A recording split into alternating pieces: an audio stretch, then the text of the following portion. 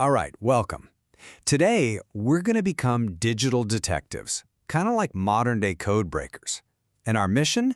It's to crack the secret language of texting. You know exactly what I'm talking about, right? Your phone buzzes, you look down, and you're just staring at this jumble of letters and numbers that makes zero sense. It's supposed to be a message, but it might as well be written in an alien language. I mean, just look at this. OMG, collator, TTYL, BTW, got major FOMO, IDK, BRB.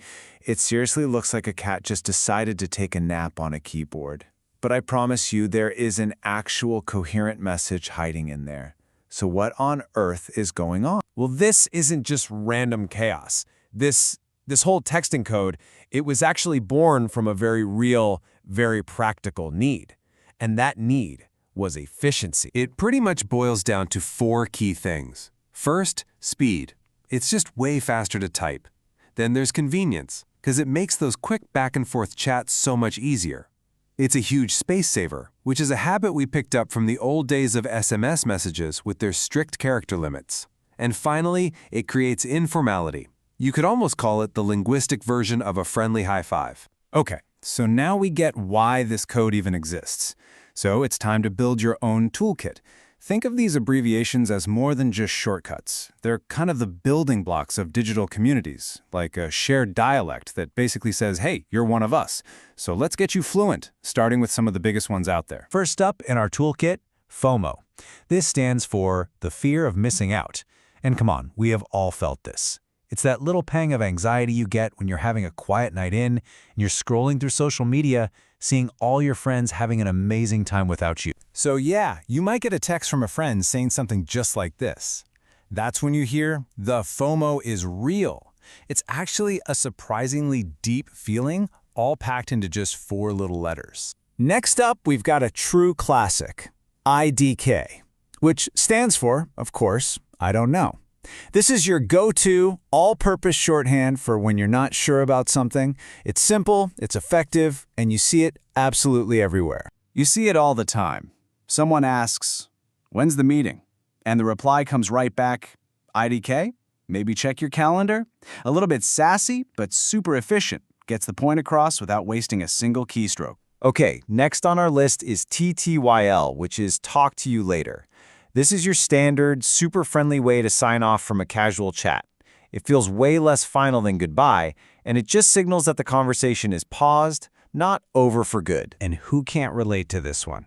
You're texting at your desk, you hear those footsteps coming down the hall, and a frantic, the boss is coming, gotta look busy, TTYL is all you have time to type. That is the sound of modern multitasking right there. Now, let's talk about the absolute superstars of the abbreviation world. We're talking LOL for laughing out loud, OMG for oh my god, and BTW for by the way. These are the heavyweights, the Hall of Famers. Seriously, if texting had a Mount Rushmore, these 3 would be carved right on it. Okay, lightning round. Let's quickly add a few more essentials to our toolkit. We've got THX for thanks, PLS for please, NP for no problem, and of course, BRB for be right back, which is basically the official code for I gotta go grab a snack in the middle of this conversation. Got 'em? Good. All right, you ready to level up? Because now we are diving into the really creative stuff, the sound it out slang. This is where letters and numbers actually start pretending to be sounds and words. Here's a perfect example. G, R, and the number 8. Say them together. GR8. Sounds just like great. See? You're not just typing anymore. You're basically creating these little phonetic puzzles. How GR8 is that? And this little trick can shrink down entire phrases too. For this gift is for you, we're not just shortening words, we're swapping them out for single characters that sound the same. It's a linguistic puzzle, so simple, so fast, and you gotta admit, pretty clever. Okay, so you have the tools, you can read the code, but you know what they say, with great power comes great responsibility. So to avoid any, well, awkward mix-ups, there are 3 golden rules you absolutely have to know. Here they are. First, context is key. You always have to ask, is this a casual chat with a friend or a formal email to my boss? Second, Know your audience. Your best friend will totally get see you later, but your grandpa, he might just think it's a typo. And third, and this is the big one, always, always choose clarity over speed. If you're ever in doubt, just spell it out. And here is the perfect example of those rules in action. Texting a friend, see you later? Absolutely. That's a do. But ending a work email to your boss with see you later? Ooh, that is a definite don't.